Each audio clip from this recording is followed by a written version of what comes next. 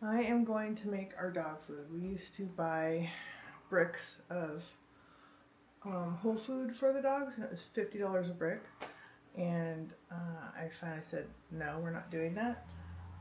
So now the only thing that I have to buy for the dog food is the turkey, which I find the best deal on it, and rice.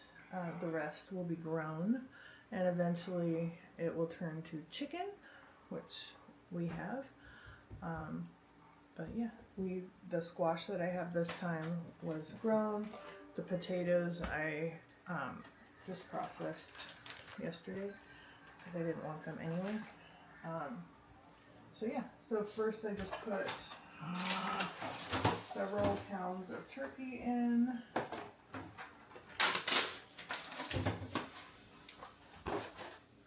And then usually I have my wooden spoon, but I didn't get it. Just kind of smush it up in there. I make sure it's on a low setting because this is going to cook a while. And usually I use carrots and green beans, but I don't have any carrots yet. The ones I'm growing are for the dogs, so I'm using what I do have. I'm putting about 4 or 5 cups of rice in. And then usually about 9 to 10 cups of water. So I'll start with that, and then, you know, as I check on it in a little bit, I'll see if I, just need to add more water. I don't want to add too much. I made one batch one time that was like super soupy, and it wasn't great. So I'd rather have a little less and add more. So those are some potatoes for them. These were little fingerling potatoes, but again, we're doing our carnivore diet, so we can't eat them. And then I'm just going to add some squash. Squash and zucchini.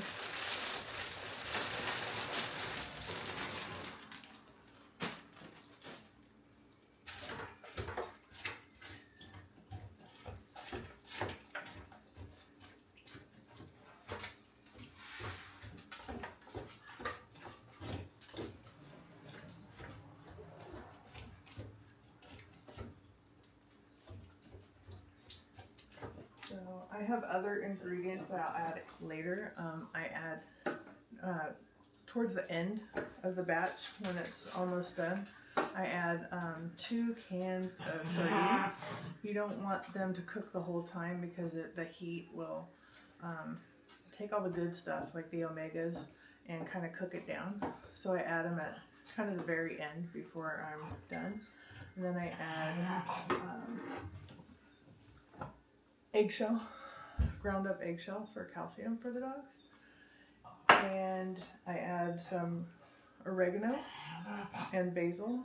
I just feel like it does good things. I think it's parsley, not basil. I feel like that does good things. And then I will also chop up some liver, which I'm not doing yet because our quarter of a cow is supposed to be delivered today. So I'm kind of waiting to see what pieces I get from him. I should be here in the next hour. So as soon as I get that, then I'll let you know what extra cow parts I'm adding. So I will shoot to the next episode shortly. I actually had about 8 ounces of beef liver left, and then I went and got parsley and oregano from the garden. You don't want to do too much for the dogs, but some is okay. Like a couple teaspoons per pound of the dog food that you're making, or a teaspoon per pound is good. You don't want to overdo it.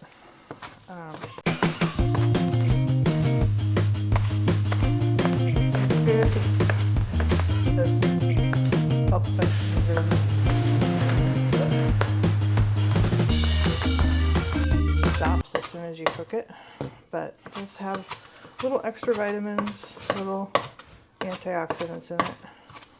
So I will just chop up all that, and then I'll probably let this cook slow cook for like 8 hours before I add the rest of the ingredients to it.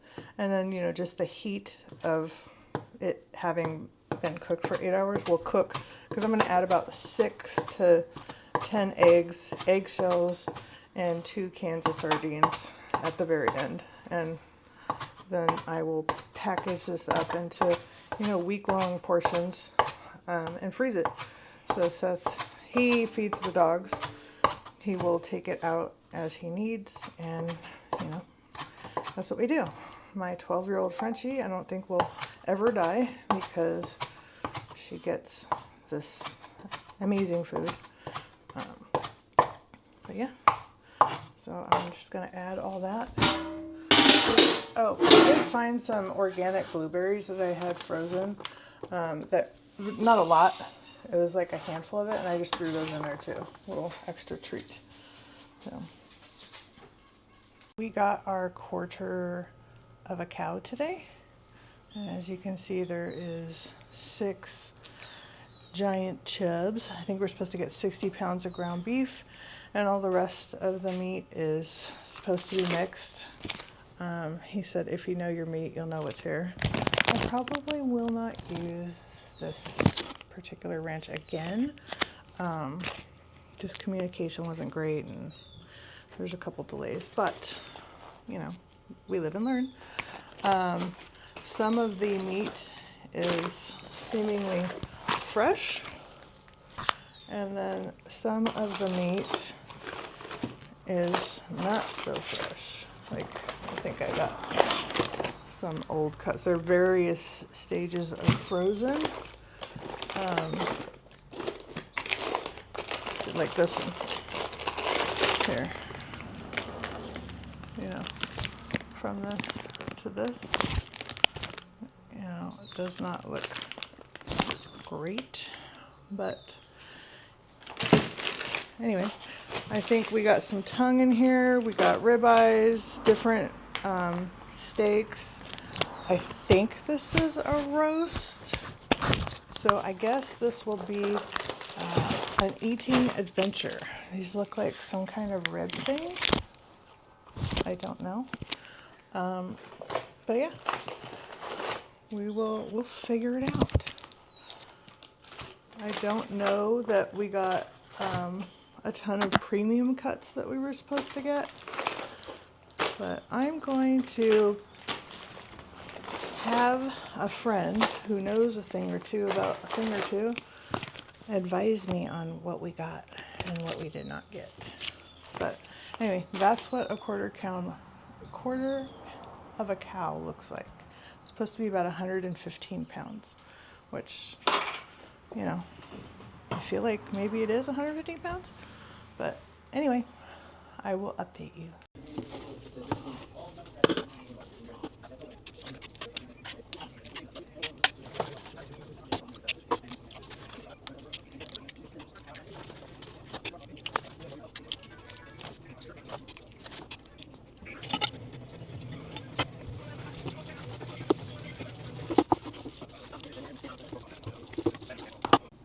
Okay, well, the dog food is done, and it is the end of the workday. So I'm going to show you. It's cooled off now. That's their food. It's definitely not easy smelling all that when you're on your first day of an egg fast. Hasn't been too bad though. If you keep busy, it's not too bad. So then I will package these up into like 1 week bags and then freeze them up.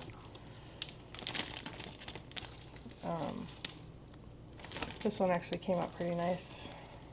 Not soupy, not dry, came out good. I think I showed you guys that I was putting the sardines in it and the eggs. I put little eggs in there. I put a bunch of eggs because normally I only put like 6 eggs. I have a bunch of pullets laying eggs right now. So this is a normal size egg. This is actually one of their smaller normal size eggs. And this is one of the pullets or the bantams out front. They lay little tiny eggs, which I think are funny. So I put a bunch of them in there. Also, if you hear this weird monster, it's Goldie, my Frenchie.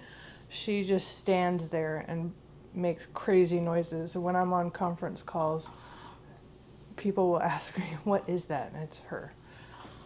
She sounds like a little monster. So I'll bag this up. I'll just show you. I won't show you all of the bags that I do, but I will show you just about the size that I do. And then I will show you the gym I was talking about earlier, which for me, when I said, I have a really nice gym, it's a really nice gym for me. Like I started out just walking. And then from walking, I went to running. And then from there, I bought, little bands, and I worked my way up to the gym that I have. So when I say, like, I have a really nice gym, I think it's a really nice gym. Other people might go, oh, that's whack. But, having all the equipment in the world doesn't matter if you're not using it. Like, I haven't been using it for over a year, here and there, but not like I was. So if you're at home and you don't have a gym, but you're still doing stuff every day, then you're doing better than me right now. So, but this is about the size that I like. They store nicely, and this is about a week. Anything more than that, I feel like starts to go bad.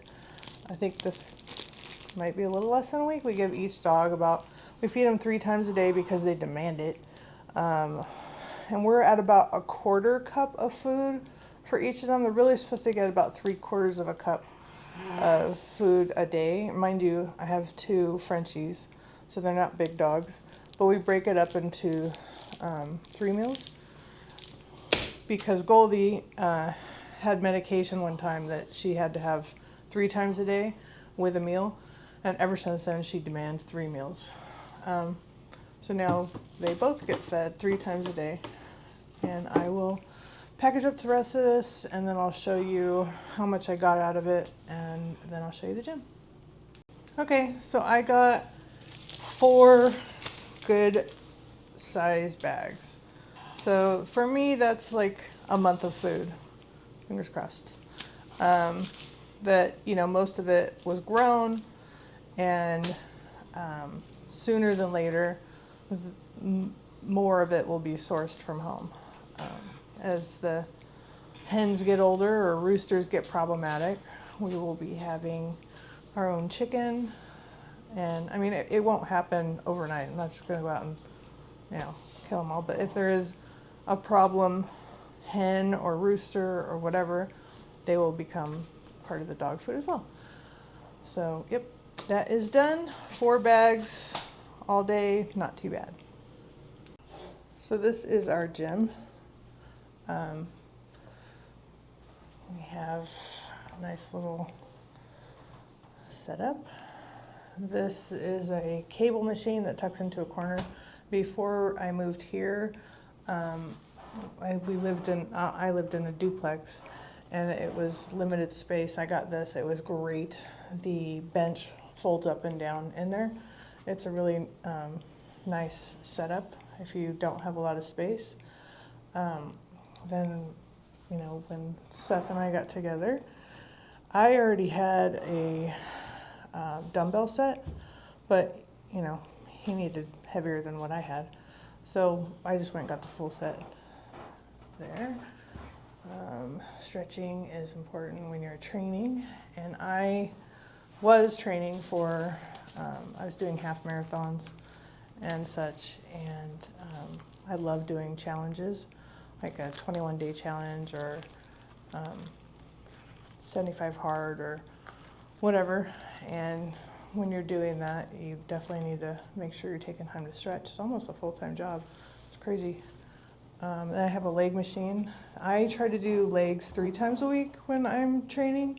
I think your back and taking care of your back and your legs, especially as we get older, are very important. Plus, I'm a girl. I don't want to have a jacked upper body.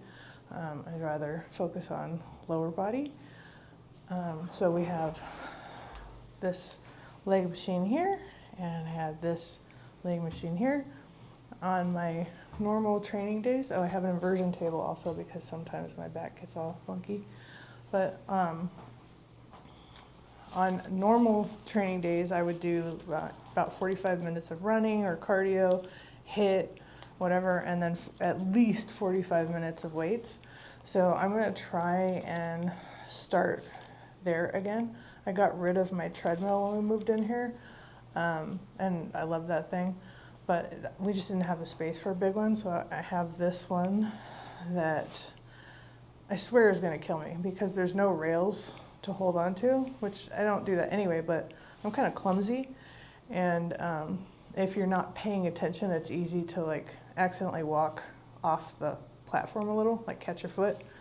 So, but I'm going to set that up in the mornings and do 45 minutes. And the nice thing is I can just roll it over here and do my weights. And I'm not sure if I'm going to break it up and maybe do my cardio in the morning and my weights at night. I used to just do it all in the morning, but now I have the animals and other stuff happening. I could get it all done by 6 a.m. before and start work around 7 if one of my clients didn't call me earlier. But now I do the animals just in time for that, so I'm gonna have to get up a little bit earlier and see how it plays out. My plan right now is to try to at least get the cardio done in the morning because I need to burn some of those calories, and then maybe do weights later in the day with Seth. He's not a big cardio fan, but he can lift a lot of weight. So where he'll burn more calories than I will lifting weights, and I'll have to work harder and burn calories during doing cardio and weights. So anyway, that's the gym, and I will keep you updated as I go.